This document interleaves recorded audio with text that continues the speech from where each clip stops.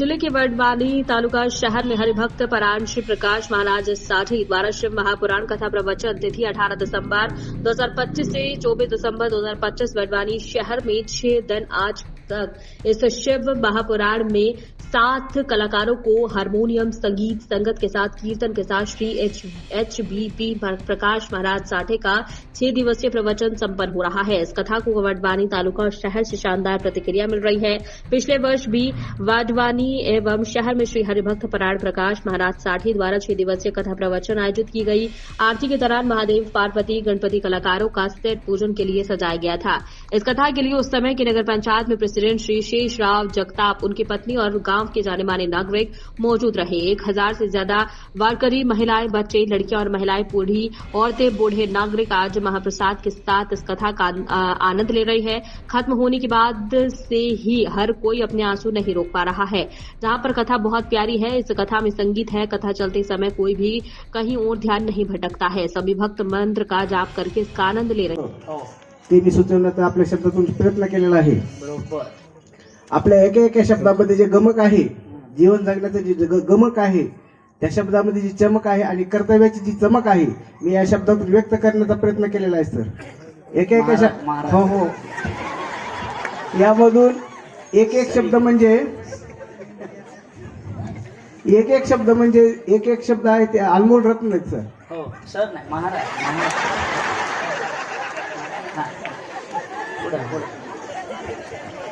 हरिभक्त परायण परमपूज्य आदरणीय साठे महाराज यांच्या शब्दातून मी व्यक्त करण्याचा जे प्रयत्न केलेला आहे, याबद्दल आपले धन्यवाद। जय हिंद।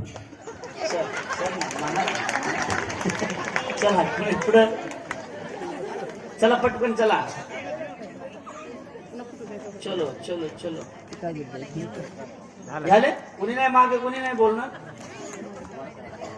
दाजी बोलते का? कोण म्हणते? पोरी हो तुम्ही कुणी? अजून वेळ झालेला नाही, 5 मिनिटं बाकी। बोलायचं कायच, आपल्याला कथेतून काय शिकायला मिळाले? प्रणाम महाराज। श्री शिवाय नमस्तुभ्यम सगळ्यांना। श्री शिवाय नमस्तुभ्यम। सर्वप्रथम तर तुमचं खूप खूप धन्यवाद, कारण फक्त महिला मंडळीने हे कार्यक्रम आयोजित केलेला आणि तुम्ही वेळात वेळ काढून इथं आलेला। कथा खूप मस्त चालू आहे। मोठ्यांपासून ते लहान लेकरांना पण ती कथा समजते। कथामध्ये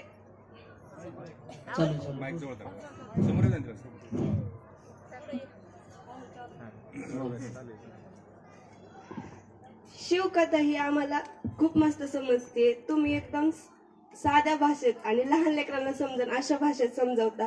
तर यात शिकण्यासारखं असं होतं की मोठ्यांचा आदर केला पाहिजे, आई वडिलांचं प्रेम आणि त्यांची सेवा केली पाहिजे। आणि शिवकथेमधून आम्हाला रुद्राक्षाचे महत्व किंवा व्रत वगैरे सगळं समजलंय।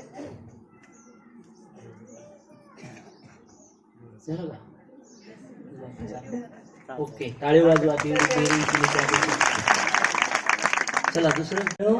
हॅलो, कोण बोलतंय? तुझं नाव सांग। दीदी विक्रम खोटे। हा, कितवीला शाळेत? 4थी। काय शिकवती 4थीला? छान वाटलं कथा कथा ऐकायला येत होती का? हा, किती दिवस झालं? रोज? हा, बर, कळत होती का कथा? हा। काय कळालं? आई वडील। अजून घाबरली ती। लहान आहे।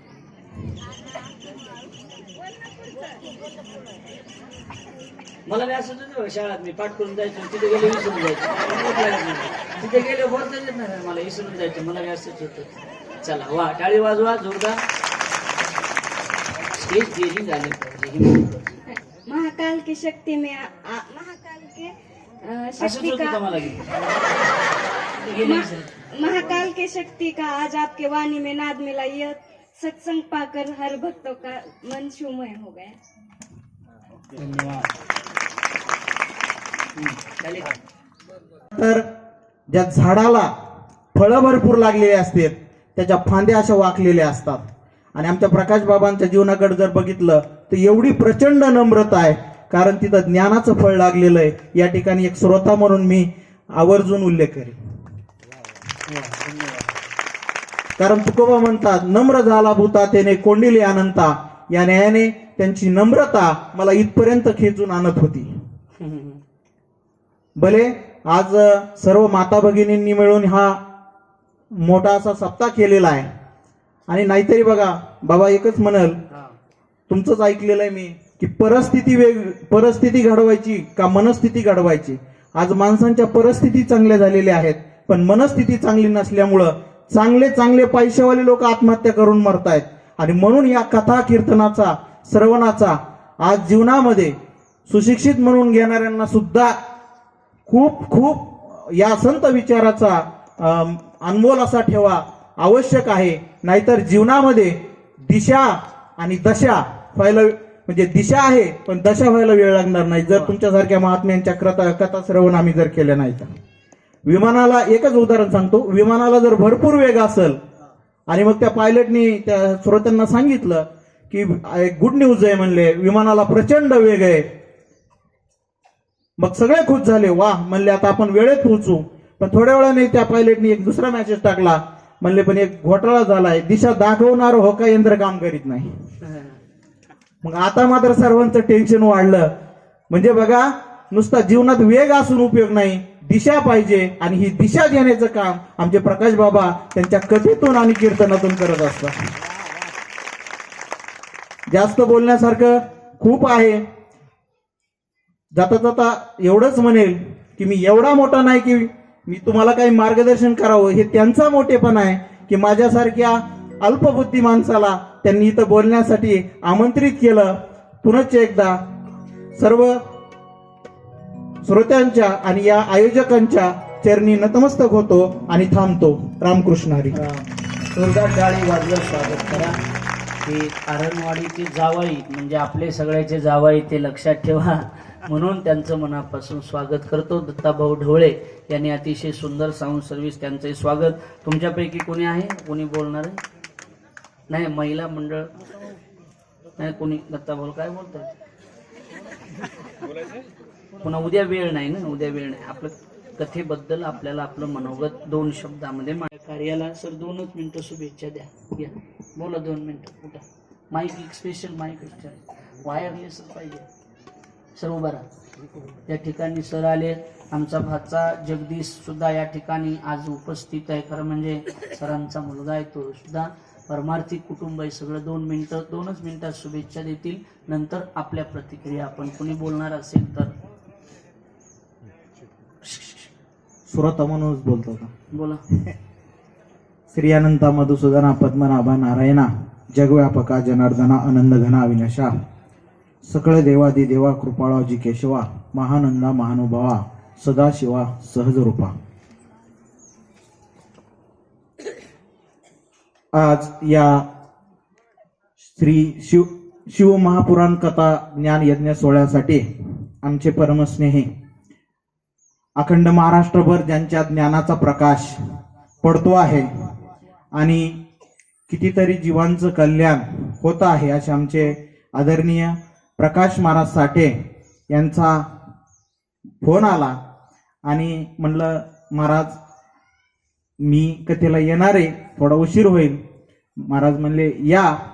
आणि आमचे चिरंजीव त्याचं 2-3 दिवसापासून चाललं होतं, मामाची कथा आहे, निघायचंय, आणि म्हणून मला यावंच लागलं.